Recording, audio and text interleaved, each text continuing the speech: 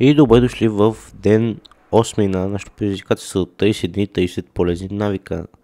В момента нямаше ден 7, защото не бях снимал нищо от ден 7. Затова направо се прехвърляме на ден 8 и прехвърляме миналия навик от ден 7, който е да практикуваш хоби, което те прави щастлив.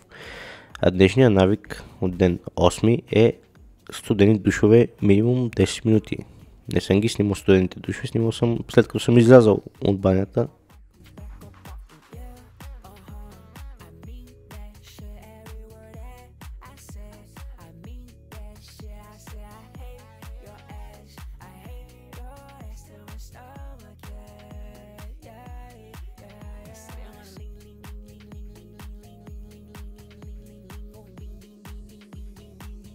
Ето ние закуско обяда за днес, който е малко зеле, 4 яйца и една франзела.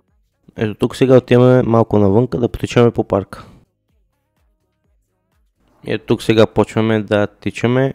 Очаквах днес да изкарам минимум 1 км, но изкарахме 3. Доста съм доволен от себе си. Ето на този таймлапс е момента да ви кажа, че ако ви хареса това, което правя, може да споделите видеото, да го харесате, да достигне до максимално повече хора.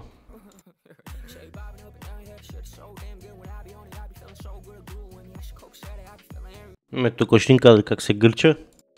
Тук вече сме на път да си ходиме. Просто времето беше много яко, реших да го снимам. И ето тук вече почна да вали дъжд. Точно като казах, че времето е много хубаво. Ето тук сега вече съм си вкъщи, взел съм студен душ, минимум 10 минути, беше много ободряващо. Днескашната вечеря се изразява в малко салатка, половин франзела и една чиния боб. И това ще бъде за ден 8. Виждаме се в ден 9. Ето ги и калориите за днес, 1860. Ето го и стъпките ни за днес, 10435. И днешния скрин там е 3 часа и 52 минути, като 1 час 10 минути ни е в Instagram и 55 минути ни е в TikTok. Доста съм разочарован от днешния скрин тайм, прекарахме доста време в Instagram и TikTok.